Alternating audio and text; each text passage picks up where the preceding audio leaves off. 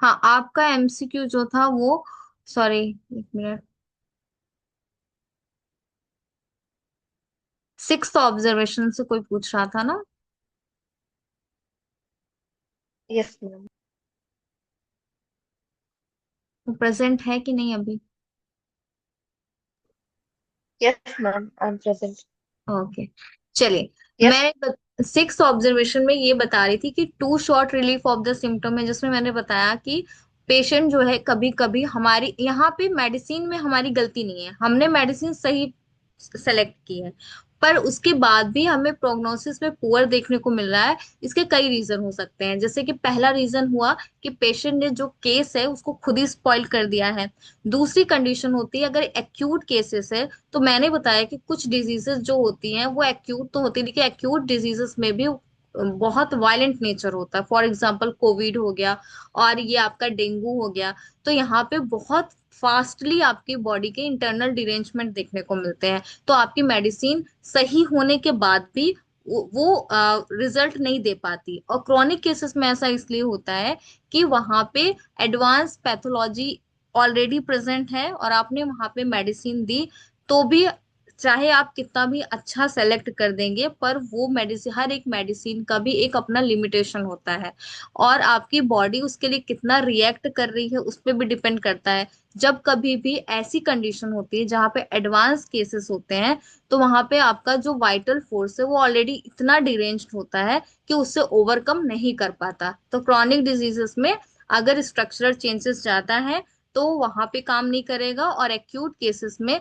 अगर violent character के symptoms है तो हो सकता है वहां पे भी वो अपना एक्शन ना करे, जबकि आपने मेडिसिन सही चूज की है। अब क्लियर हुआ? Yes ma'am, thank you ma'am. Okay, most welcome. तो हम लोगों ने सेवेंथ वाला ऑब्जर्वेशन देख लिया। अब हम जो जिस पॉइंट पे बात कर रहे थे वो आपका ऑब्जर्वेशन 8 एंड 9, जिसका डायरेक्ट रिलेशन बिल्कुल भी आपके ट्रीटमेंट से तो नहीं है।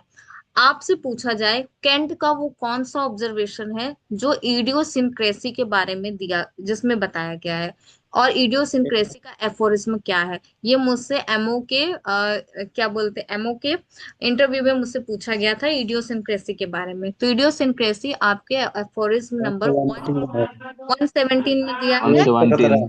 और केंट का वो कौन सा ऑब्जर्वेशन है जो आपके eighth idiosyncrasy, observation. Eight observation. तो इडियोसिंक्रेसी और एलर्जी में क्या डिफरेंस है? कोई बताएगा मुझे एक आध एग्जांपल देके? मान लीजिए कि मैं धूप धूल मिट्टी में गई और मुझे छींके आने लगी, ठीक है, तो ये इडियोसिंक्रेसी है या फिर this is allergy? Allergy. Allergy है ये। Allergy ma'am. एलर्जी है ना? एलर्जी। एलर्जी है मैम, जो यस। पर्टिकुलर अच्छा, होगा एलर्जी ना। अच्छा, डिजीज हर चीज से ठीक होगा। है। इडियोसिंक्रेसी। मैंने स्ट्रॉबेरी दिस खा इज, ली, स्ट्रॉबेरी मैंने खा ली, फिर मुझे तुरंत अर्टिकेरिया हो गया, तो ये क्या या है? Ma'am this is idiosyncrasy. सबको सिंक्रेसी होना मैम, है ये क्या ये? एलर्जी, इडियोसिंक्रेसी है। सबको हो सकता है एलर्जी ऐसा? मैम। नहीं मैम। सबको नहीं नो होता। नो मैम, ऐसे ये केसेस, एलर्जी है। ऐसे ऐसे रिएक्शंस जो ज्यादातर केसेस में हो कॉमन है, लेकिन ऐसे रिएक्शन जो एक किसी एक इंसान को किसी ने अब आपको पता है गुलाब सबको पसंद है, ठीक है, अगर आपने रोज लिया और आपको गुलाब आपने स्मेल किया और आपको थोड़ी बहुत छींकें आने लगी, हो सकता है आप एलर्जिक हुई इसलिए आपको स्नीजिंग हो गई। अगर किसी को आपने रोज दिया वो बेहोश हो गया स्मेल करने के बाद, तो क्या ये नॉर्मल है? क्या ऐसा अक्सर ये होता है किसी? No no, idiosyncratic problem. ये क्या, ये केस नहीं दिस क्या इज है? Case of idiosyncrasy. बिल्कुल, इडियोसिंक्रेसी आपकी अपनी बॉडी की ऐसी टेंडेंसी होती है जो किसी पर्टिकुलर चीजों के लिए बहुत ही ज्यादा रिएक्ट करती है, ऐसी चीजों के लिए रिएक्ट करती है जिनका बाकी आम लोगों पर कोई फर्क नहीं पड़ता है। अब जैसे बहुत लोग होते हैं जो बोलते हैं कि मुझे, मैं कद्दू खाती हूँ या खाता हूँ तो मुझे उससे दिक्कत होती है। कुछ लोग होते हैं जिनको बैगन से प्रॉब्लम होती है, कहते हैं बैगन खाते हैं तो उनके हाथ पैर सूज जाते हैं, स्वेलिंग हो जाती है। मेरी फ्रेंड थी, उसको बैगन से इशू था, वो जब भी बैगन की सब्जी बनती थी कैसी भी बने, अगर उसने खा लिया तो उसका फेस जो है तुरंत स्वेल हो जाता था। तो ऐसे जो केसेस होते हैं, इडियोसिंक्रेसी का सिंपल सा मतलब है कि बहुत नॉर्मल धूप धूल मिट्टी में जाना उसके बाद छींके आना, ये अगर 10 लोग हैं तो उन 10 में से 4-5 को होगा ही, जो बहुत ज्यादा ऐसे एक्सपोजर में नहीं रहते हैं। लेकिन अगर कोई इंसान को आपने रोज दिया और वो बेहोश हो गया उसको स्मेल करके, किसी को आपने स्ट्रॉबेरी दे दिया अब उसको अर्टिकेरिया आ गया, तो ये तो ऐसा सबके साथ तो नहीं होता कि सबको स्ट्रॉबेरी, भाई ऐसा क्यों है कि उसी इंसान को हो रहा है? 10 में से किसी एक को भी, एक को अगर हो रहा है तो यानी कि वो इडियोसिंक्रेटिक है पेशेंट, ना कि एलर्जिक। तो ये हो गया। तो ऐसे जो पेशेंट होते हैं Yes. इडियोसिंक्रेसी का, आप एफोरिज नंबर याद रखेंगे 117। इसमें साफ साफ दिया है कुछ पेशेंट ऐसे होते हैं जो हर एक मेडिसिन, ये तो मैं 8 पे आ गई, ठीक है ठीक है। तो ये वाला जो है इडियोसिंक्रेटिक पेशेंट होते हैं। और ये यहाँ पे आप क्या कर सकते हो, इन लोगों पे ड्रग प्रूविंग अच्छी की जा सकती है। ये भी बहुत अच्छे, मतलब मेडिसिन के लिए बहुत सही आइडियल होते हैं। तो आप यहाँ पे कितनी पोटेंसी इनको दे सकते हो? 30, 200 एंड 500, ये पोटेंसी आप दे सकते हैं। नेक्स्ट है नाइन्थ ऑब्जर्वेशन, जो बताता है action of medicine upon prover. इसका कुछ ज्यादा लिटरेचर नहीं दिया हुआ है, तो यहाँ पे आप यही ड्रग याद प्रूविंग। रखिएगा। हाँ बिल्कुल, ड्रग प्रूविंग। तो ये है नाइन्थ ऑब्जर्वेशन। ठीक है, तो 8 एंड 9 का डायरेक्ट रिलेशन नहीं है, और 8 में इडियोसिंक्रेसी है एंड नाइन्थ में दिया है action of medicine upon prover.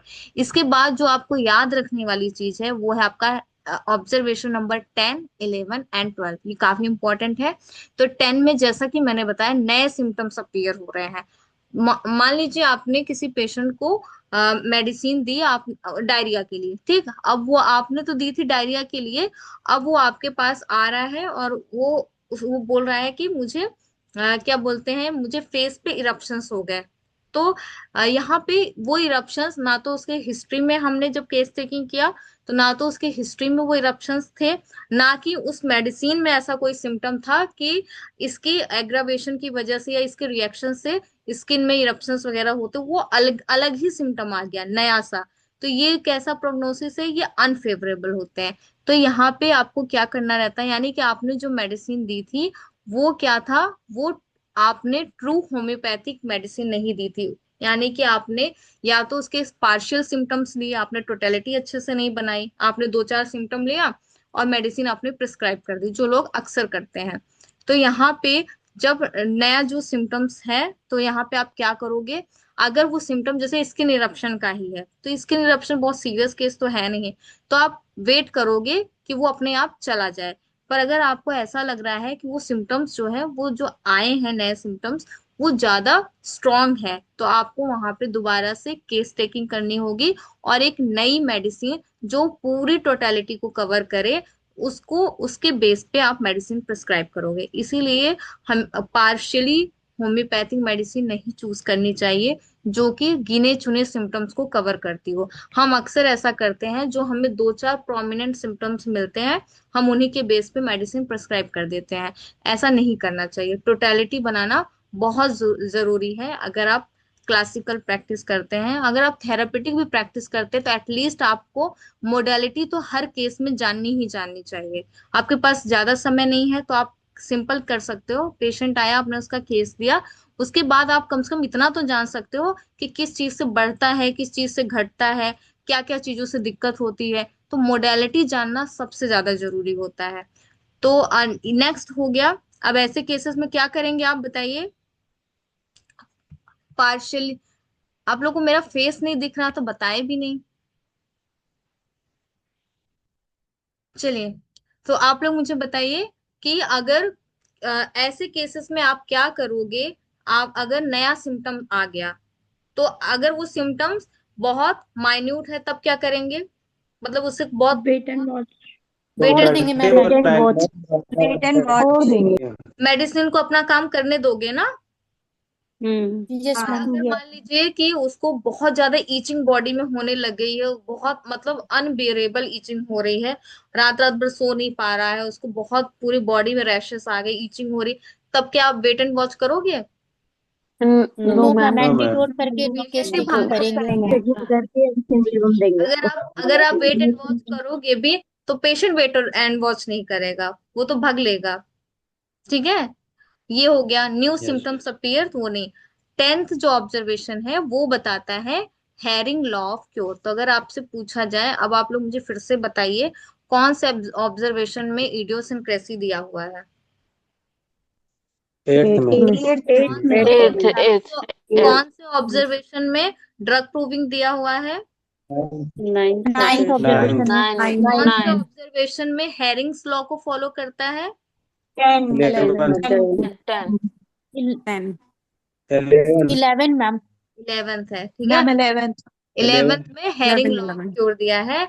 इसमें सिंपल सा बताया है, ये सबसे ये बेस्ट होता है, वेरी गुड है। इसमें पेशेंट जो होता है वो क्यूरेबल होते हैं, क्योंकि क्या होता है जो अपीयरेंस में सिम्टम्स आते हैं उसी अपीयरेंस में सिम्टम्स जाते हैं। सिंपल सा यही लॉजिक है कि रिवर्स ऑर्डर में जैसे जैसे आपकी बॉडी में सिम्टम्स आए हैं वैसे वैसे वो बीमारी ठीक होती है। और इसमें आपको क्या करना है, इसमें आपको कुछ भी नहीं करना है।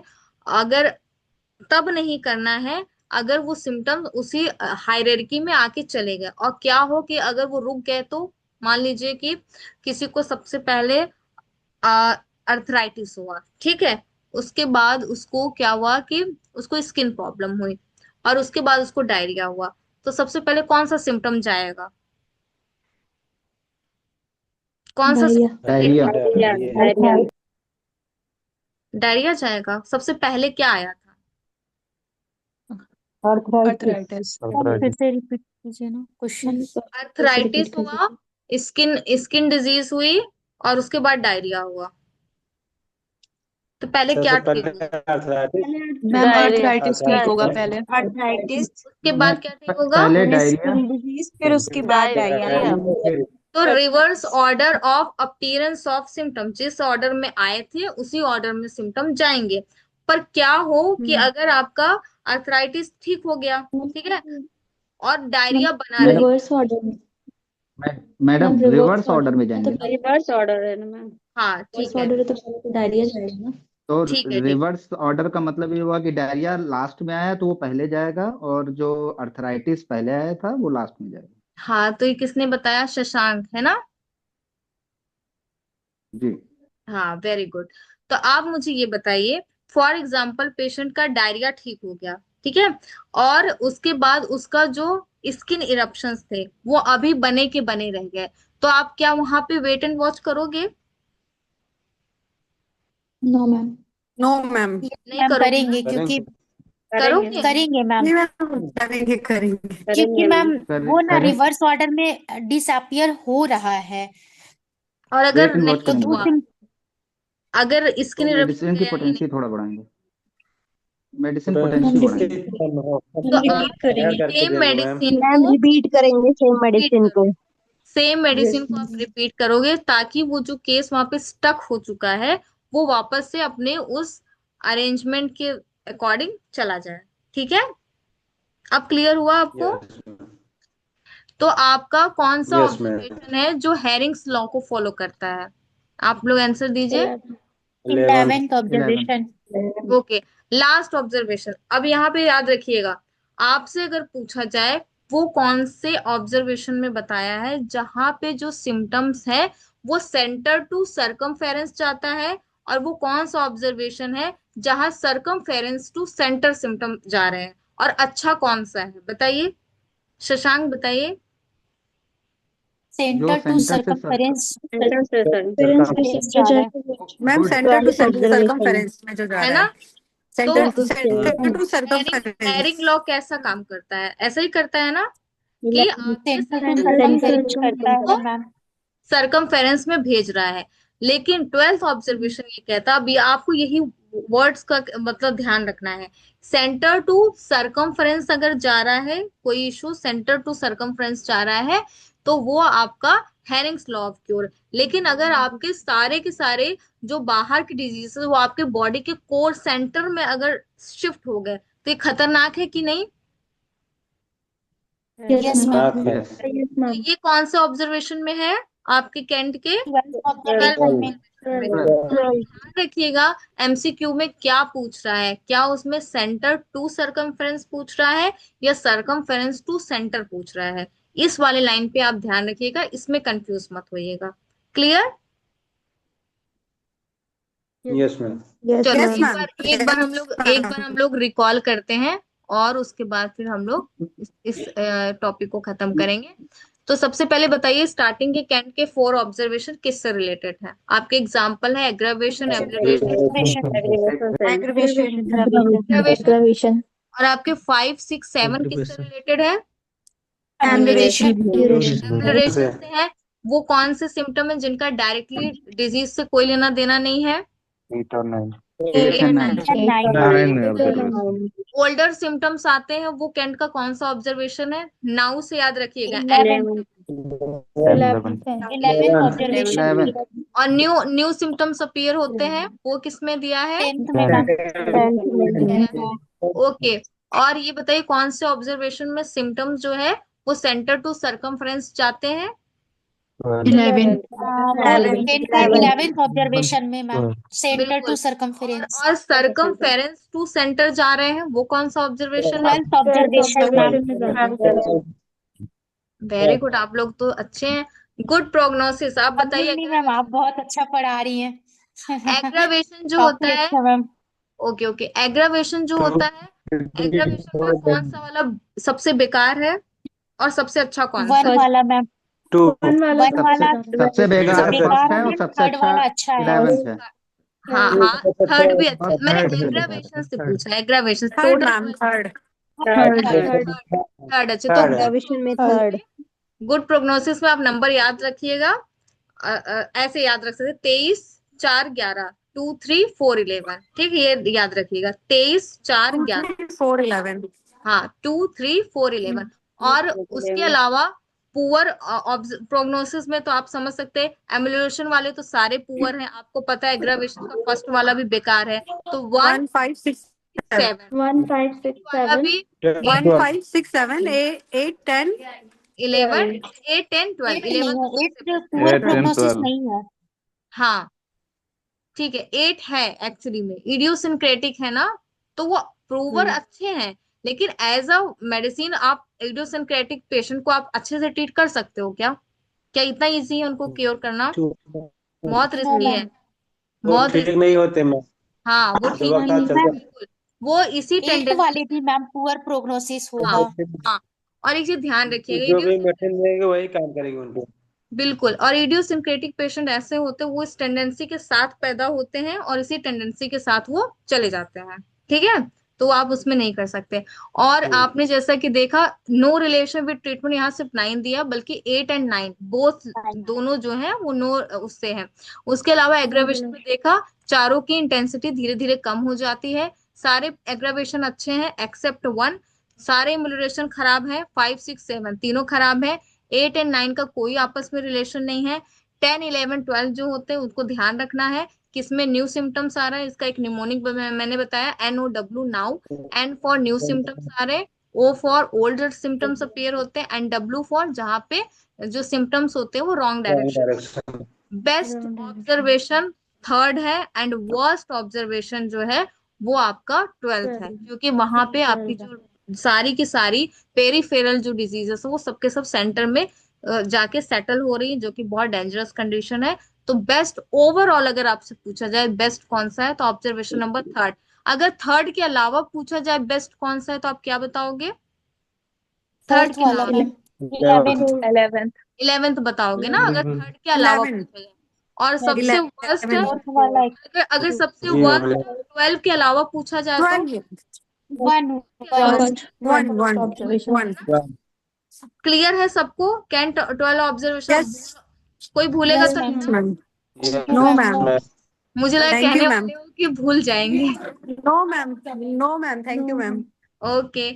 और अब बस इतना ही आप लोग को ध्यान रखना है, ठीक है? चलो ओवर करते हैं। Thank you so much. Thank you ma'am. Ma'am, thank you so much. Ma'am. Thank you, ma'am. Thank you, ma'am. Thank you ma'am. Ma'am, thank you. Okay okay, Thank you, ma'am. मिलते Good night, ma'am. हैं। Good Good night, night. ma'am.